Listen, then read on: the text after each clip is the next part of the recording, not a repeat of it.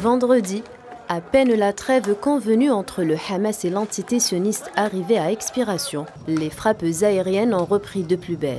Les bombardements sur Khan Younes ont engendré des dommages importants au niveau des principales canalisations d'eau qui approvisionnent la ville de Rafah. Les agriculteurs locaux ont affirmé que les canalisations alimentaient également la production agricole, fournissant ainsi de la nourriture aux habitants de la ville de Rafah. Ces tuyaux sont destinés à l'agriculture et aux animaux, aux fermes, aux légumes. Même les gens se douchent et boivent. Ils boivent parce qu'il n'y a pas d'eau potable. Les gens boivent de cette eau. C'est de cette façon qu'ils nous ont tués. Ils nous ont complètement tués. Ils ont tué tout le monde. L'occupation sioniste a toujours ciblé des civils, détruisant tout sur son passage, habitations, hôpitaux, écoles, rien n'a été épargné.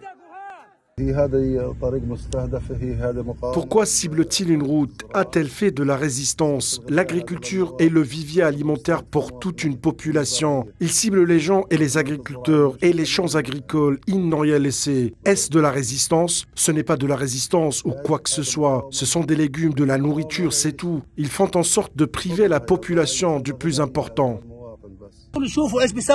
Regardez ce qu'ils nous font, ce n'est pas une guerre. Ce n'est pas une guerre contre la résistance, c'est une guerre contre les civils. Quand vous coupez l'eau, contre qui combattez-vous? Vous me combattez par la résistance. Nous sommes des civils et vous nous faites la guerre. La trêve de 7 jours a permis aux Ghazaouis d'avoir un peu de répit. Un répit vite troqué par la peur de la reprise des bombardements sionistes, décidés plus que jamais à anéantir ce qui reste de Gaza.